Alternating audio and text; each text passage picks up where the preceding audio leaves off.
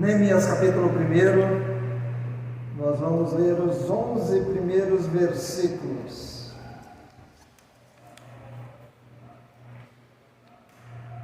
Achou? Diz a palavra. Palavras de Neemias, filho de Hacalias, no mês de Quisleu, no 20º ano, quando eu estava na cidade de Suzã, veio Hanani, um dos meus irmãos, com alguns homens de Judá. Então lhes perguntei a respeito dos judeus que escaparam e que sobreviveram ao exílio, e a respeito de Jerusalém, e eles me responderam: os restantes, os que sobreviveram ao exílio e se encontram lá na província, estão em grande miséria e humilhação. As muralhas de Jerusalém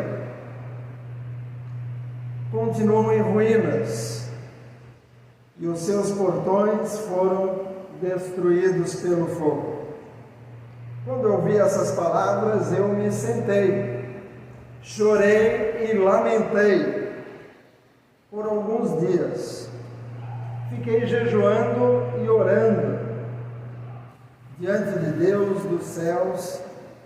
Eu disse: ah, Senhor Deus dos céus, Deus grande e temível, que guardas as alianças e a misericórdia para com aqueles que te amam e guardam os teus mandamentos, estejam atentos os teus ouvidos e os teus olhos abertos, para que atendas a oração do teu servo que hoje faço diante de ti,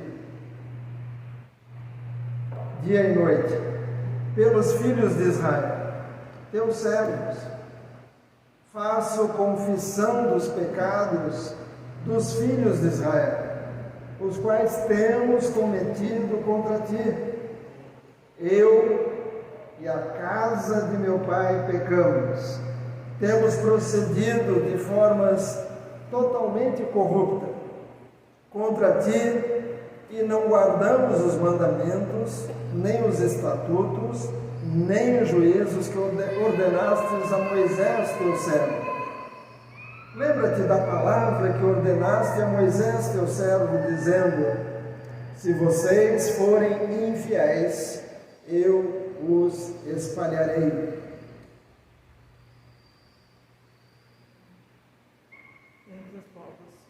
Entre os povos, obrigado.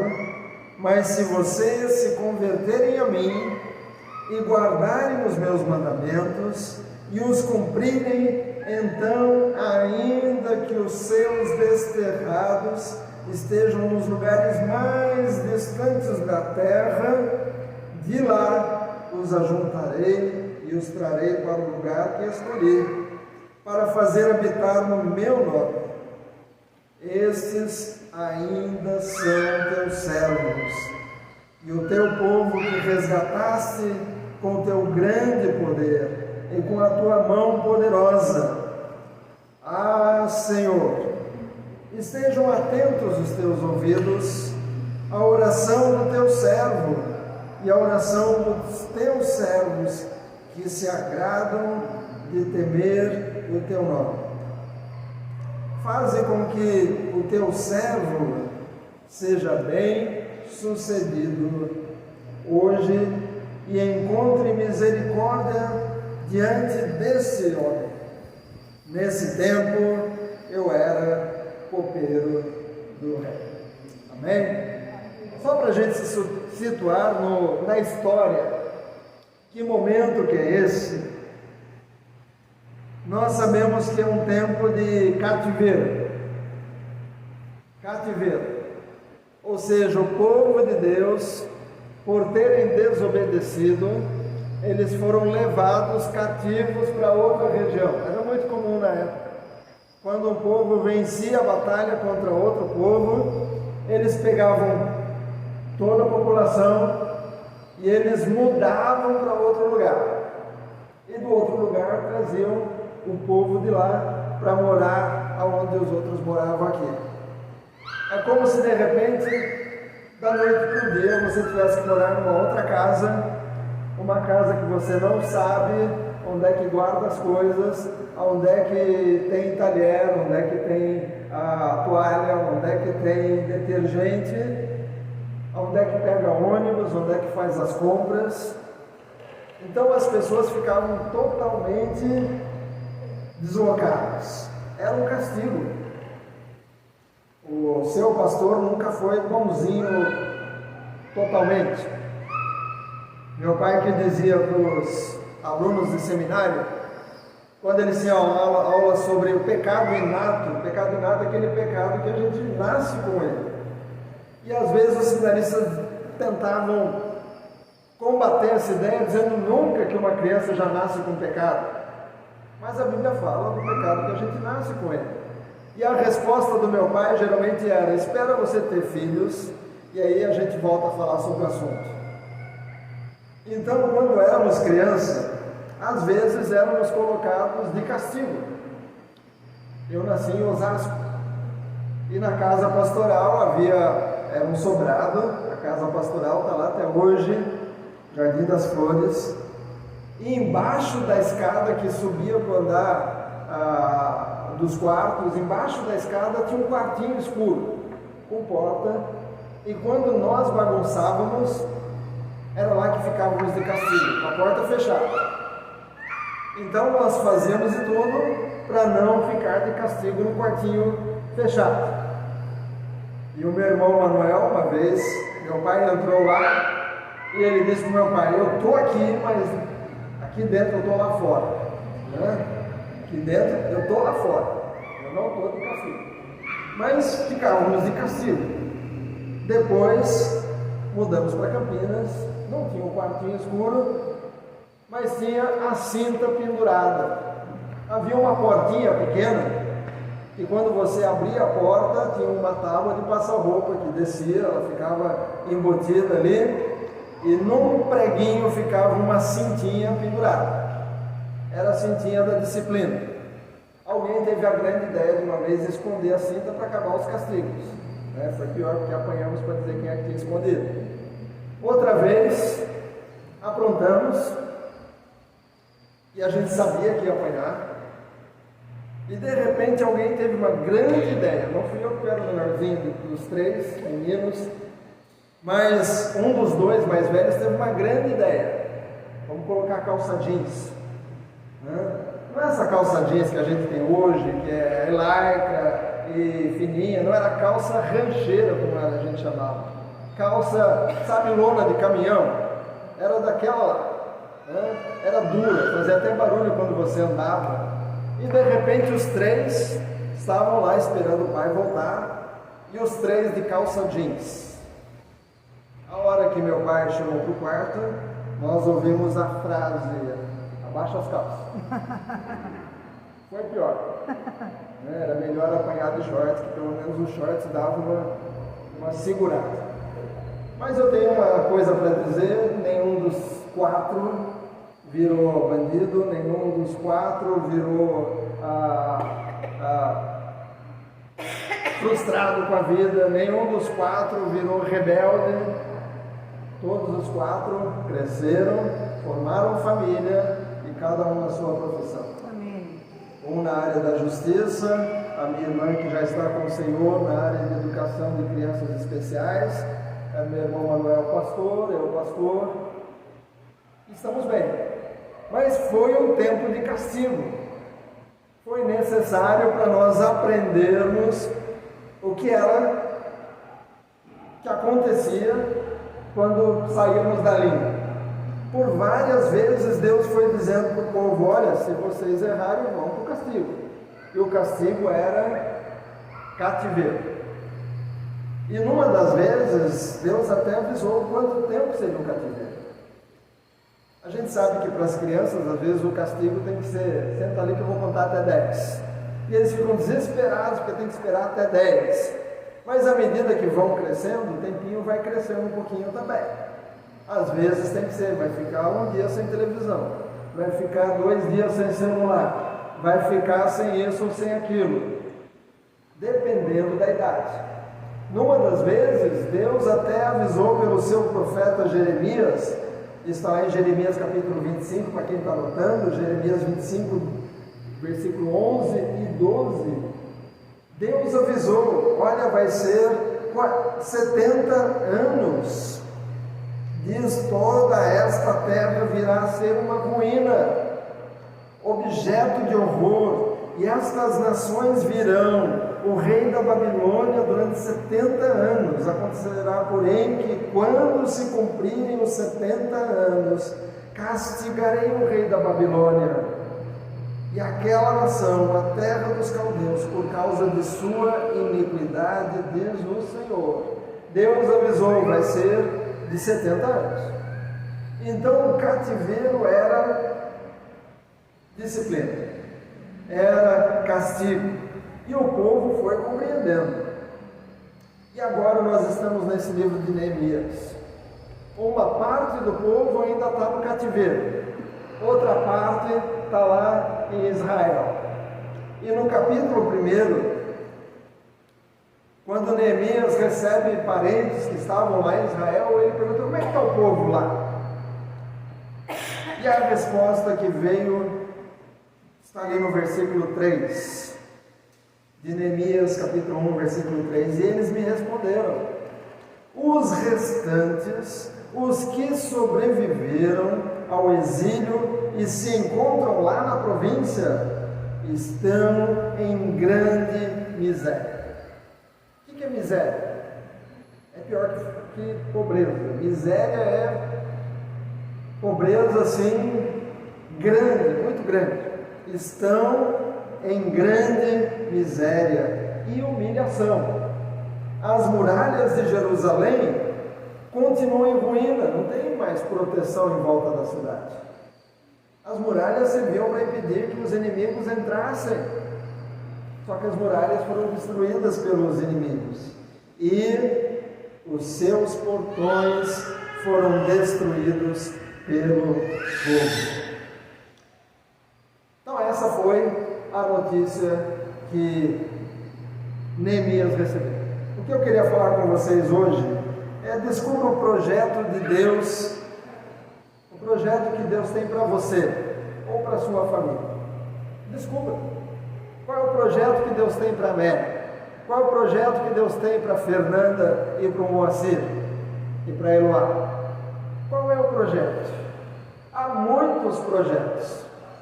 Existem os projetos de curto prazo, tem que resolver essa semana. Médio prazo, temos que resolver isso nos próximos tantos meses. Ou projeto de longo prazo, daqui a 3 anos temos que resolver a situação.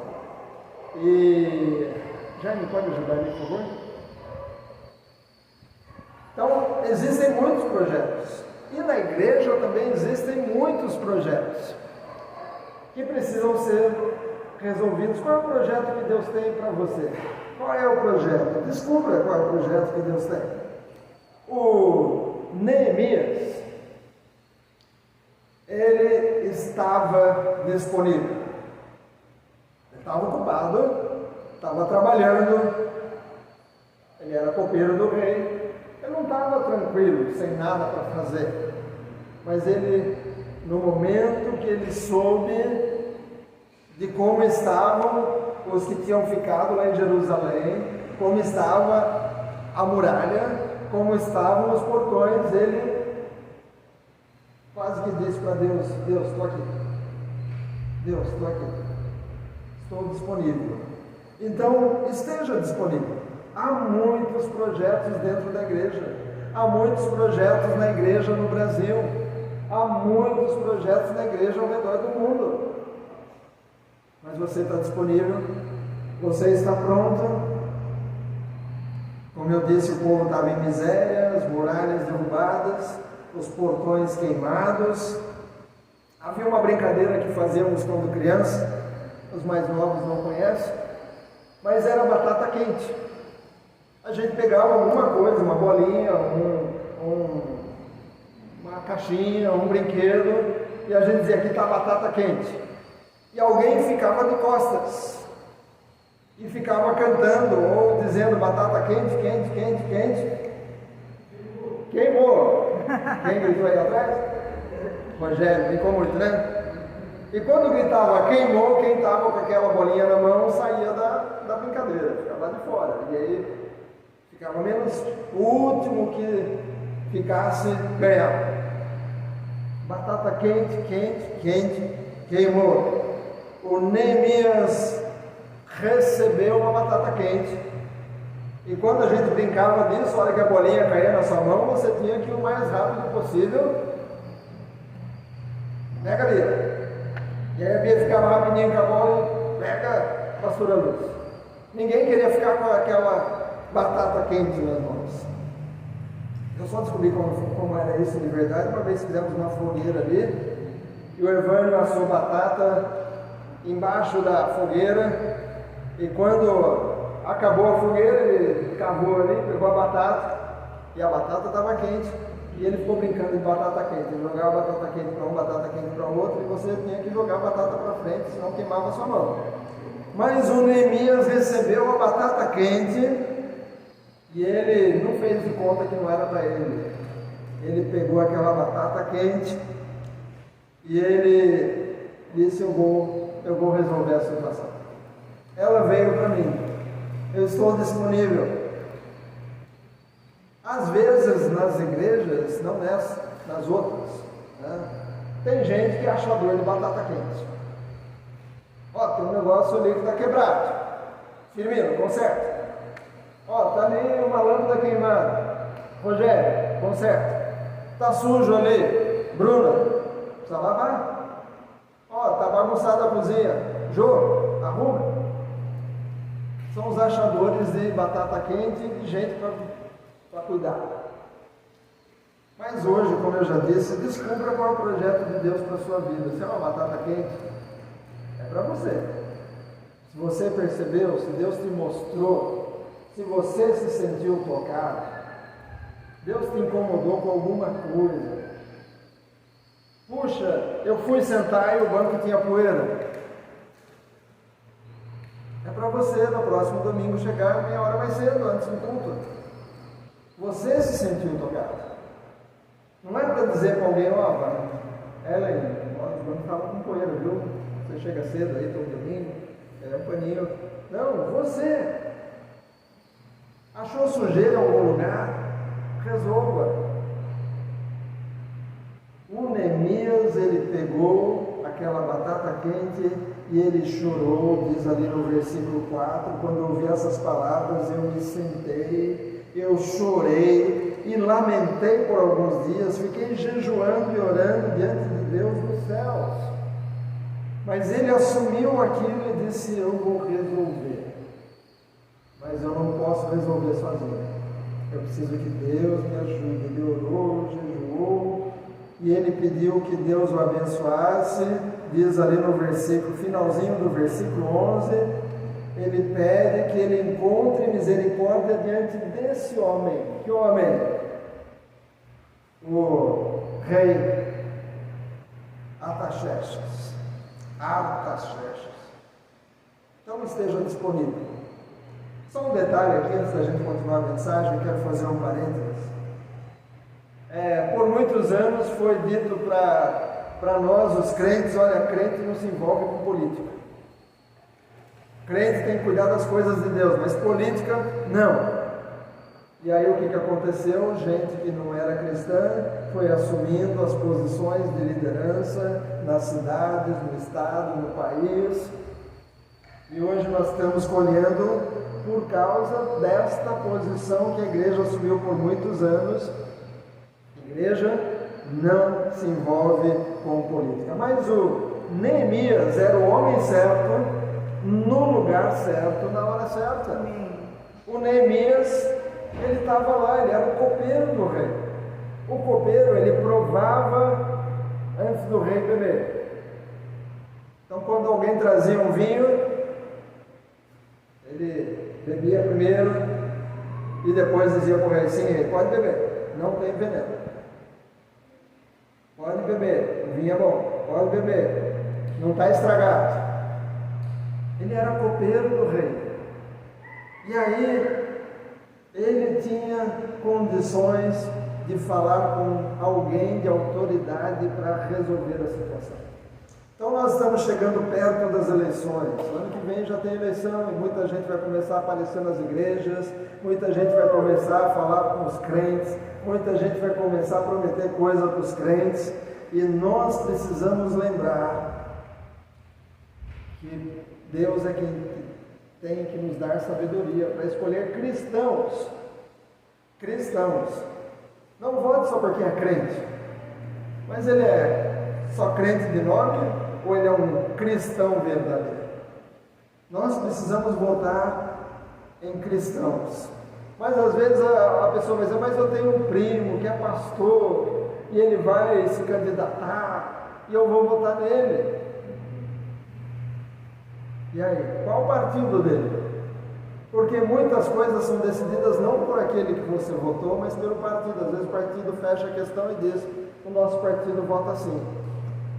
E aquele que você pôs lá, nem vai ter a chance de fazer a diferença.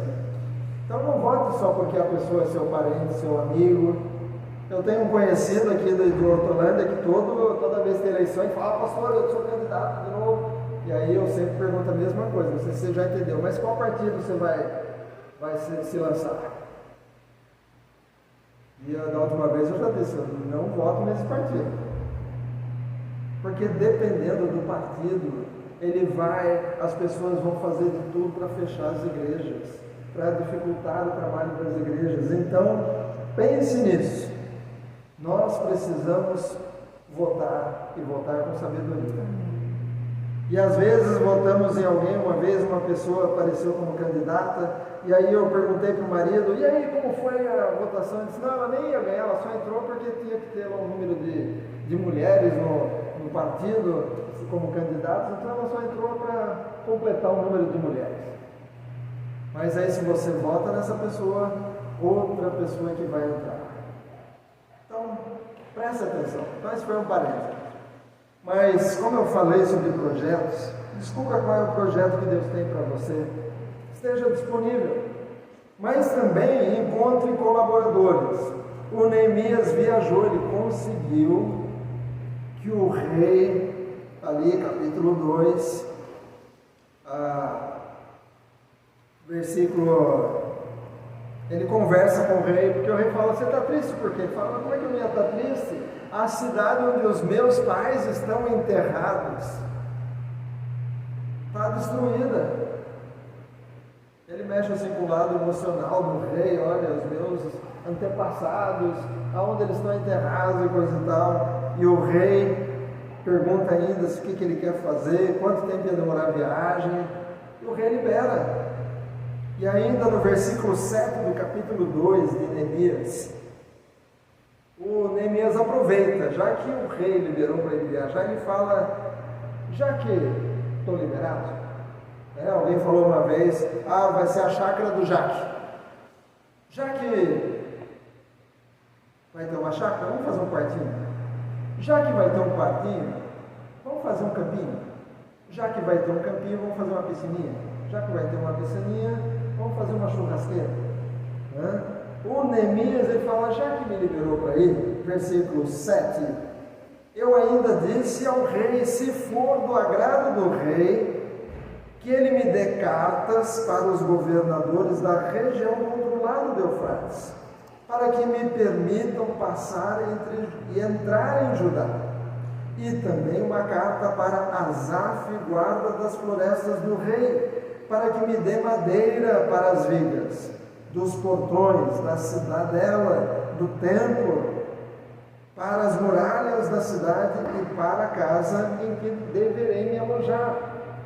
Então ele consegue a liberação de verba também, uma verba assim no sentido material, mas também alvará para trabalhar. Ele conseguiu aprovação. Então, encontre colaboradores, porque às vezes o projeto que Deus vai pôr no seu coração não dá para fazer sozinho. Eu me lembro até hoje, quando resolvemos limpar a igreja Ainda não tínhamos o tabernáculo aqui, mas decidimos subir da casa para cá. E a Carol e a Soraya pegaram ali, onde seria a sala das crianças, estava uma poeira daquelas, e as duas lavaram lá. Pegaram o projeto de limpar uma sala, e limparam.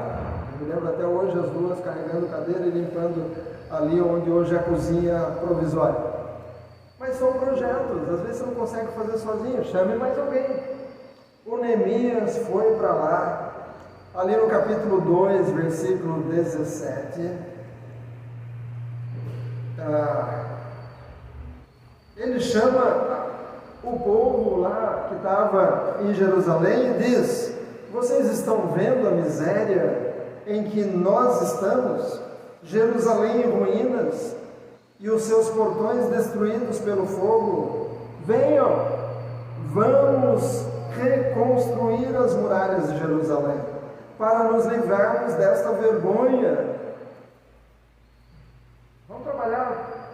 E ele ainda dá o testemunho, ele conta o que foi que o rei falou. Ele diz: e lhes declarei como a mão bondosa do meu Deus havia estado sobre mim, também as palavras que o rei me havia falado. Então disseram: vamos nos preparar e começar a reconstrução.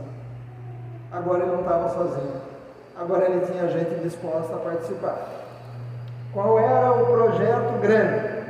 Reconstruir as muralhas em volta da cidade de Jerusalém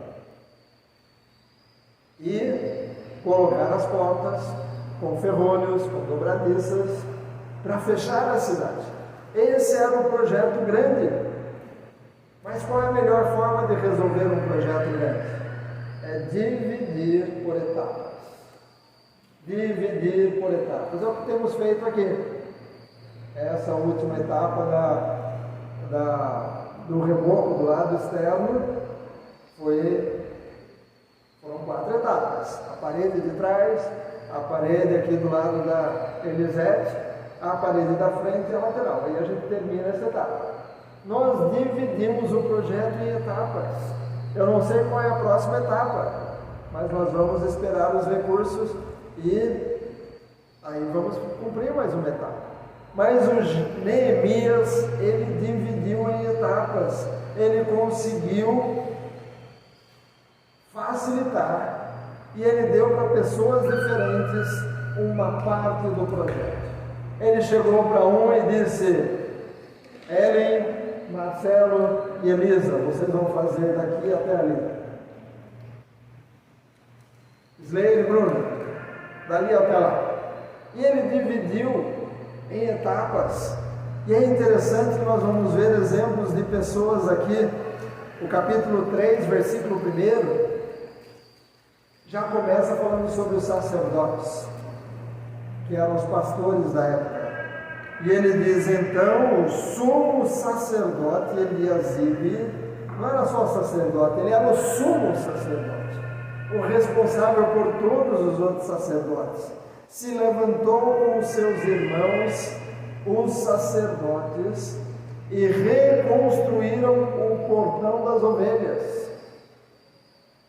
Eles o consagraram, colocaram os portões no seu lugar e continuaram a reconstrução até a torre dos 100 e a torre de Hananel.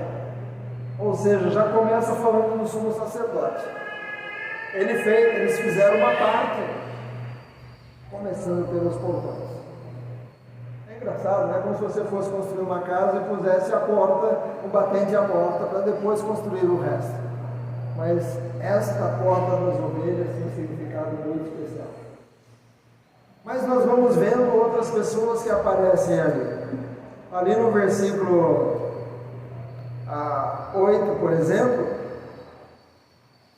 vai dizer que um pedaço da muralha, versículo 8 do capítulo 3, ao seu lado, quem fez os reparos foi Uziel, filho de Haraías, um dos ourives, e ao lado dele, Hananias, um dos perfumistas. Eles não eram construtores, Um deles era ourives. Ourives trabalha com ouro, trabalha com joias, às vezes peças pequenas, delicadas. Mas agora não era hora de trabalhar com coisas delicadas, era hora de trabalhar com serviço pesado. Mas o Neemias conseguiu trazer essas pessoas para junto dele. Eu me lembro na igreja do Amanda, quando uns americanos vieram para construir a parte de baixo, um deles era cirurgião cardíaco, acostumado a trabalhar com coisas delicadas do coração, e estava ele lá na construção, carregando massa, fazendo as coisas, trabalhando como se fosse pedreiro. O perfumista precisa ter um nariz bem. Eu não sirvo para perfumista nem o Luiz, né, Luiz? A gente às vezes não sente perfume, mas também a gente não sente caatinga, como diria a irmã Lourdes, se estivesse aqui. Mas o perfumista, ele precisava compreender os cheiros. Mas lá estavam também o perfumista, mexendo em pedras queimadas, mexendo com argamassa e construindo parte do muro. Outros exemplos, por exemplo, no versículo 9, vai falar que um governador também estava ali participando. Capítulo 3, versículo 9. Mas outros governadores também cuidaram de outros pedaços. Versículo 12 fala de um homem chamado Salum, filho de Raués, governador de outra metade do distrito de Jerusalém, e suas filhas. Até as mulheres entraram no trabalho pesado, aqui na demolição do antigo bar. Eu me lembro que as mulheres começaram a meter marretada na parede. A pastora Lúcia disse: eu quero quebrar a parede também. E ela gostou da coisa. As crianças começaram a quebrar a parede. De repente estavam quebrando a parede que não era para derrubar.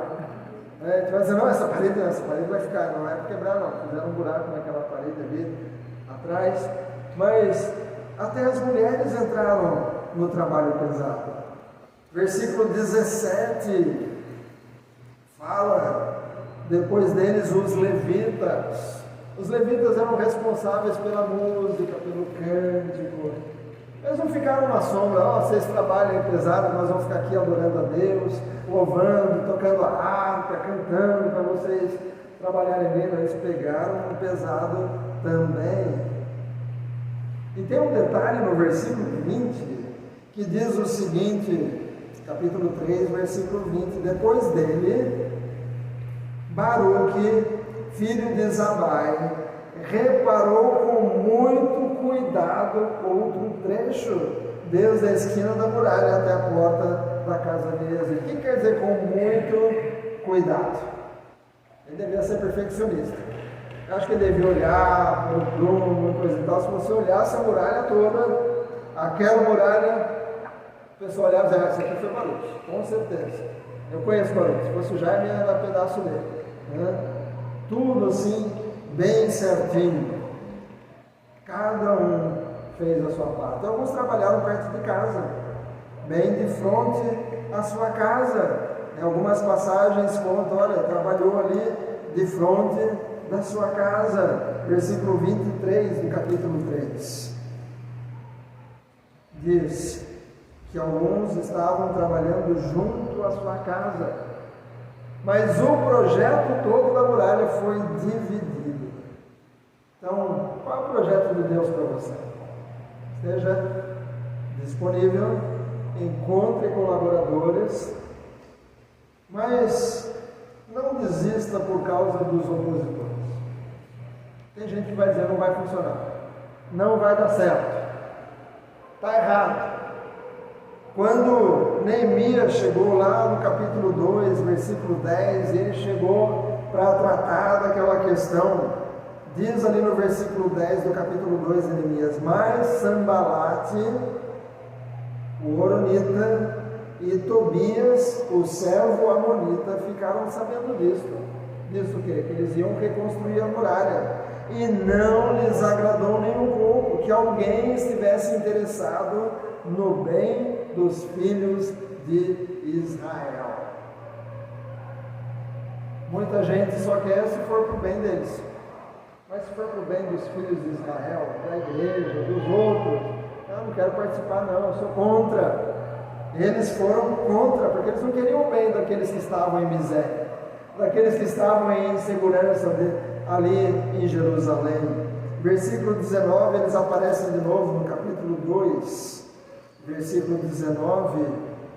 Porém, quando Sambalat e Tobias, o servo amonita, e um dos árabes chamado Gesem, souberam disso, zombaram de nós e nos desprezaram, dizendo: o que é isso que vocês estão fazendo? Querem se rebelar contra o rei?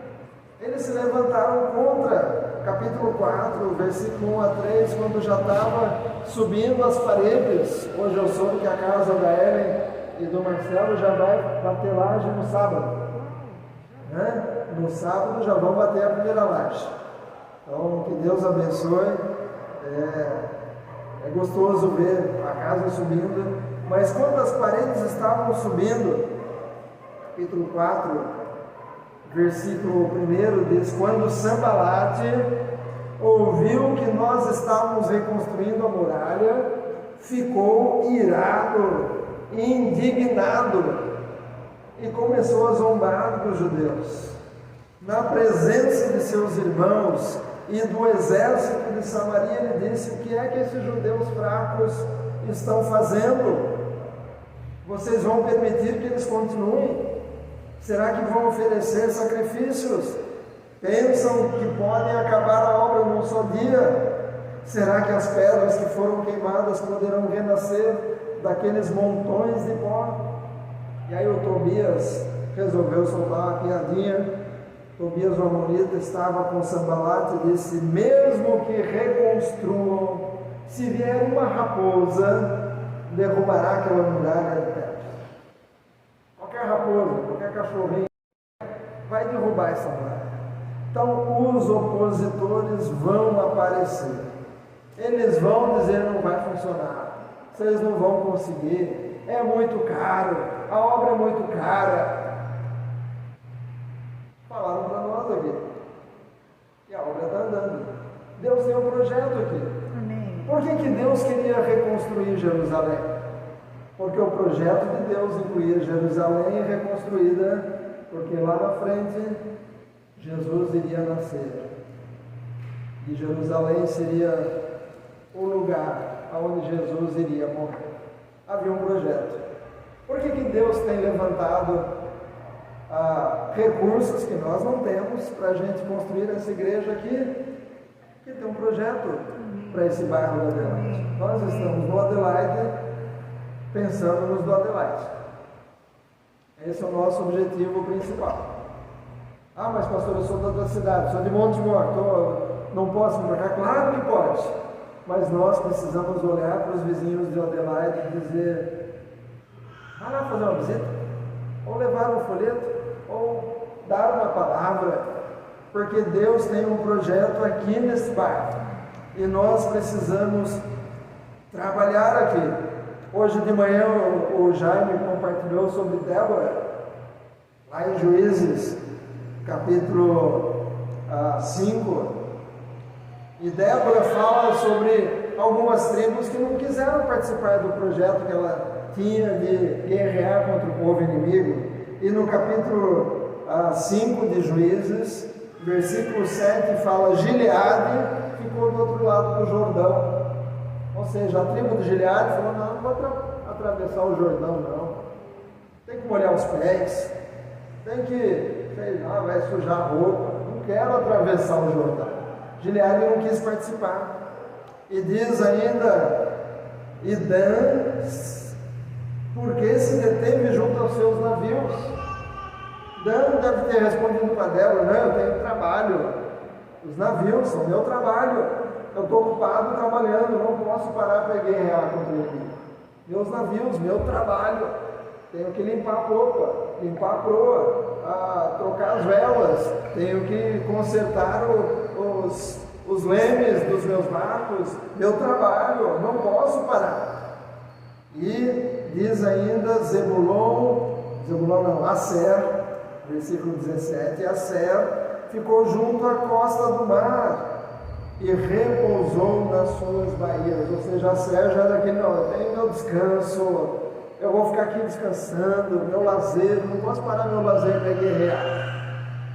Eu tenho compromisso, meu compromisso é ficar descansando lá na Bahia, na costa do mar. Não é Bahia aqui no Brasil, mas é Bahia próximo ali ao mar da época.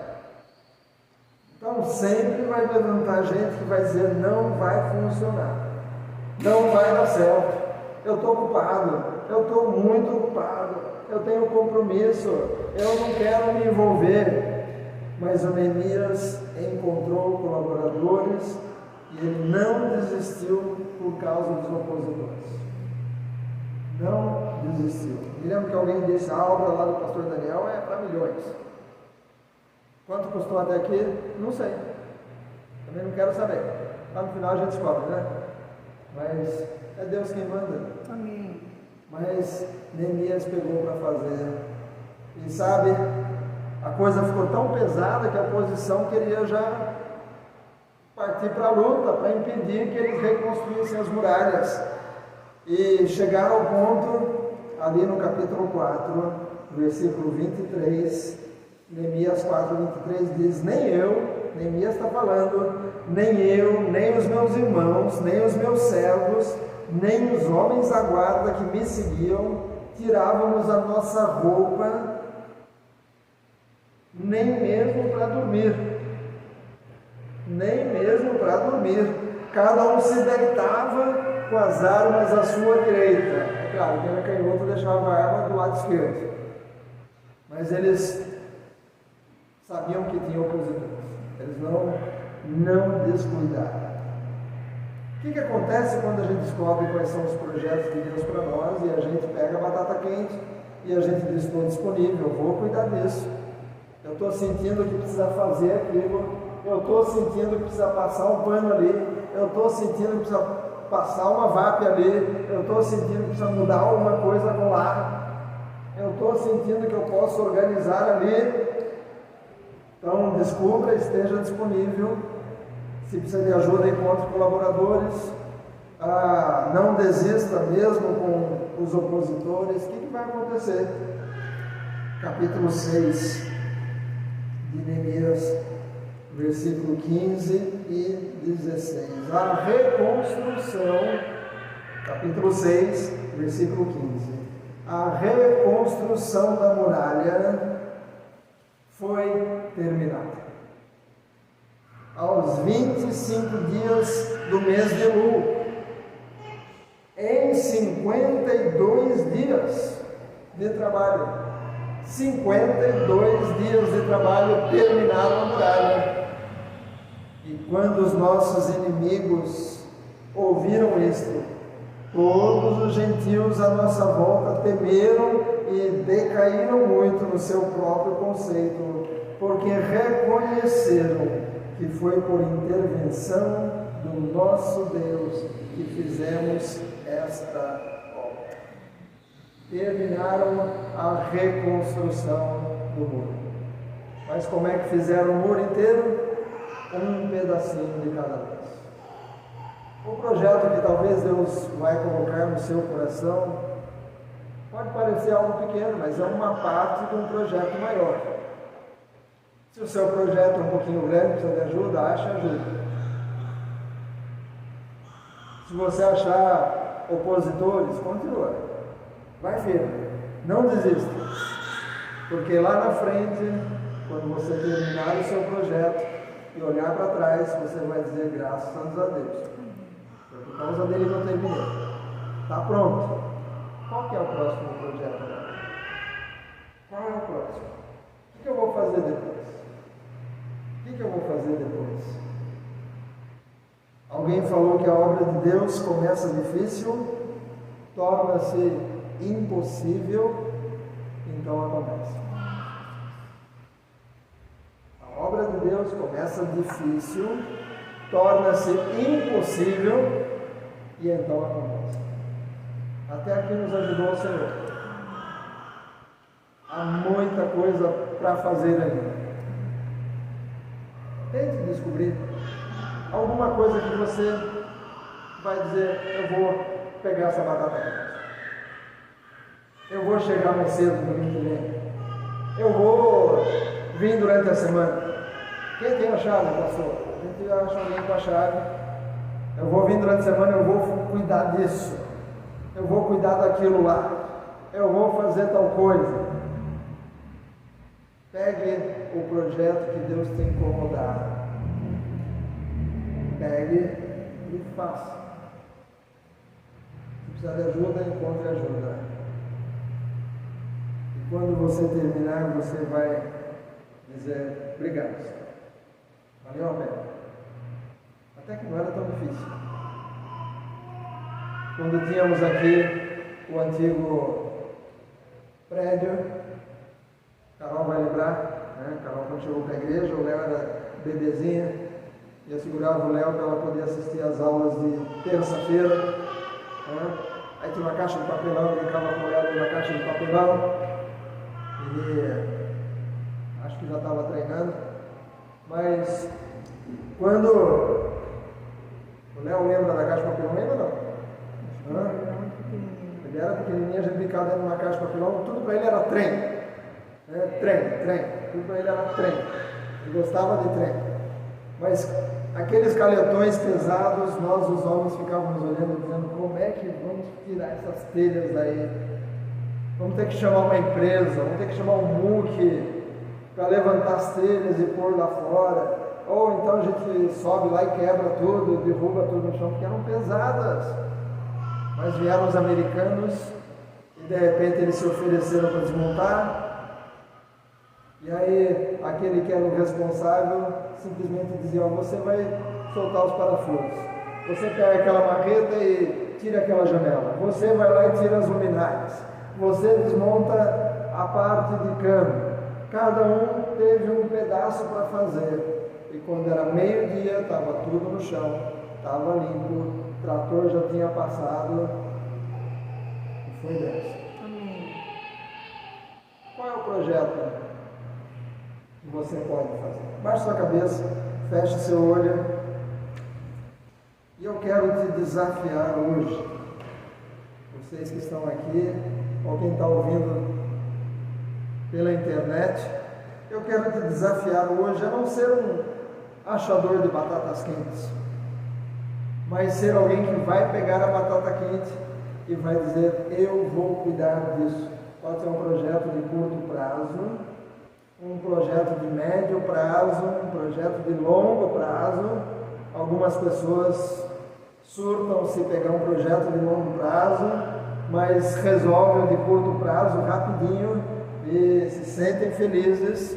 Outros não têm muita paciência para projeto curto, gostam de projetos mais detalhados. Qual é o projeto que você pode fazer? Qual é? Talvez antes você pegava projetos com mais alegria, e de um tempo para cá está meio assim desanimadão, meio desanimadona. Tem algum projeto que Deus tem que te mostrar? Tem alguma coisa que você pode pegar como batata quente e dizer: eu vou resolver isso aqui? Às vezes não precisa nem pedir permissão, às vezes não precisa nem pedir a chave, às vezes dá para resolver depois do culto, às vezes dá para resolver em 15 minutos antes do culto, às vezes demora um pouquinho. Mas eu quero te desafiar hoje a olhar aí dentro do seu coração. Primeira coisa, você está disponível? Está sensível para saber quais são as necessidades? Você tem perguntado para Deus: Deus, o que eu posso fazer? O que eu posso pegar como projeto para resolver? Pergunte aí para Deus. Pergunte. Assim, claramente, Deus, Tem alguma coisa que eu posso fazer? Eu estou disponível. Me mostre. Me ajuda a encontrar. Me ajuda a achar gente para me ajudar. E me ajuda a não desistir. Me ajuda a terminar os projetos, mesmo que eu enfrente opositores. Mas que eu faça para a tua honra e para a tua glória. Para que quando estiver pronto, as pessoas possam olhar e reconhecer que foi Deus quem deu habilidade, foi Deus quem capacitou, foi Deus quem supriu, e por isso a obra foi completada. Vamos orar. Ó Deus, eu quero te pedir pelos meus irmãos e irmãs, cada um com suas habilidades, seus afazeres, seus lazeres, cada um com muitas coisas para resolver, cada um, Senhor, com um tempo cheio de atividades. Mas, ó Pai, que o Teu Espírito Santo testifique com o nosso espírito coisas, projetos, acontecimentos, organizações, coisas que nós possamos pegar e dizer: eu vou resolver isso aqui, eu me disponho, eu vou colocar tempo, eu vou colocar meus talentos, eu vou aprender a fazer, eu vou achar alguém que sabe fazer e eu vou estar junto para aprender como fazer. Senhor, desperta no meio do Teu povo esta alegria de realizar coisas na Tua casa. Ó Deus, é bom quando a gente tem fundos para poder pagar para alguém fazer as coisas mais complicadas, as coisas que, se nós formos fazer por mutirão, vai demorar muito tempo. Mas, ó Deus, é bom também fazermos aquelas coisas que podem ser resolvidas com algumas horas. Mostra, Senhor, que, ó Deus, não seja necessário que alguém faça uma lista, mas que cada um possa dizer: isso aqui eu vou resolver. Com alegria, eu vou semear na casa do Senhor, na obra do Senhor, esse projeto de ir a outra cidade, esse projeto de ir a outro país. Eu estou disponível, eu vou fazer, eu vou completar. Senhor, abençoa a tua igreja e que tudo que fizermos seja para a tua honra e para a tua glória. E, ó Deus, nós queremos pedir também, desde já, Senhor, separa, ó Deus, homens e mulheres cristãos verdadeiros também, para estarem, Senhor, em posições de decisões importantes na nossa cidade, ó Deus, na cidade de cada um que está assistindo, mas também, ó Deus, nos estados, no país, em nome de Jesus. Amém. Deus te abençoe. Que bom que você veio. E, como a pastora disse, talvez Deus vai te dar um sonho de alguma coisa que você pode fazer. Talvez Deus vai pôr algo no seu coração. Deixa Deus te usar, como diria deixa Deus te usar, como diz a Raiz, né? Aquilo que Deus puser no seu coração, faça. Amém? Deus abençoe. Paz do Senhor.